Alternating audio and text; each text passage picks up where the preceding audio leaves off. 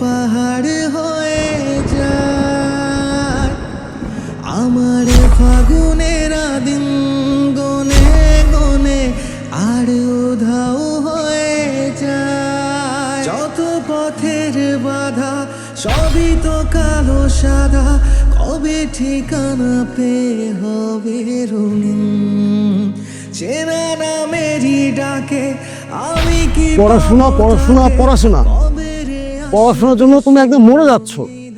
এত পড়াশোনাটা তুমি সময় দিচ্ছ, আমাকে তো তুমি একটু সময়ও দাও না। মানে আমার থেকে যেন তোমার ক্যারিয়ারই আগে। দেখো আসলে তা না, সবারই তো একটা স্বপ্ন থাকে। আমার জীবনের একটা স্বপ্ন, আমারও ইচ্ছে আমি ডাক্তার হব। তাই বলে তুমি আমাকে সময় দেবা না?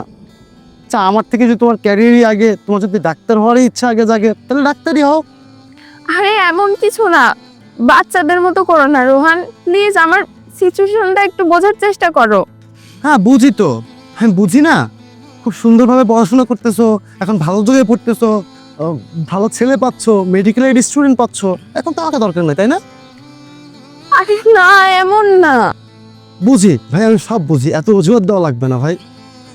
কলেজ ছুটির পরে একটা ছেলের সাথে যাচ্ছিলাম, আমি দেখেছি।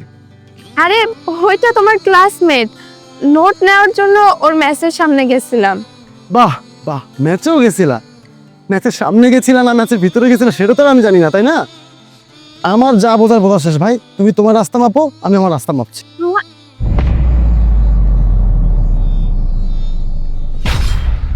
আমার আগুনের ছাই জমে জমে কত পাহাড় হয়ে যায় আমার ফাগুনের দিন কেমন আছো?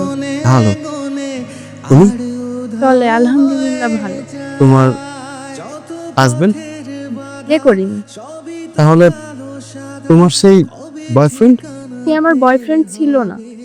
যাই হোক, বাদ দিয়ে এসো। এটা কি তোমার মেয়ে? হুম। ওর মা কই? ওর মা ওর জন্মের সময় মারা গিয়েছে। সরি, ঈশ্বরকে। একটা কথা বলি, হুম। আমি ওর মা হতে চাই। হোয়াট? তোমার কি মাথা খারাপ হয়ে গেছে? তুমি আমাকে ভালো না বাসতে পারো, উগ্র মেজাজের হইতে পারো, কিন্তু আমি তোমাকে ভালোবাসি, এটা কিন্তু সত্যি। আর আমি তোমার জন্যই তো এতদিন অপেক্ষা করছিলাম। সেই সময় আমি পাগল ছিলাম, আর এখন তুমি পাগল।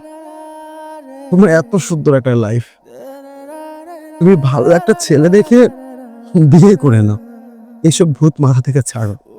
আমি অন্য ছেলের প্রতি আসক্ত না, আর আমি অন্য ছেলেকে বিয়েও করতে পারবো না। আমার মনে যাকে একবার জায়গা দিয়েছি, আমি তাকে আমার মন থেকে সরাতে পারবো না। প্রয়োজনে সারা জীবন একাই থাকবো। যাকে একবার মন দিছি তাকেই ভালোবাসবো, আর ভাগাভাগি করতে পারবো না। এতটা ভালোবাসো? এখন বুঝলে? আগে বুঝলে তো এতটা কষ্ট দিতাম না, বোকামি করতাম না। এখন অন্তত আর বোকামি করো না। আমরা কিন্তু চাইলে একটা সুন্দর সংসার গোছাতে পারি। আমি আমার বাচ্চাটাকে অনেক ভালোবাসি। আমি কখনো আর দ্বিতীয় সন্তান নিব না, তুমি চিন্তা করো না। ওই আমার পেটের সন্তান, মায়ের আদর থেকে ও কখনো বঞ্চিত হবে না। আমি যে সৎ মা, ও কখনোই জানতে পারবে না। আমি ওর আপন মা হব, আর আপন মা হয়ে সারা জীবন থাকবো।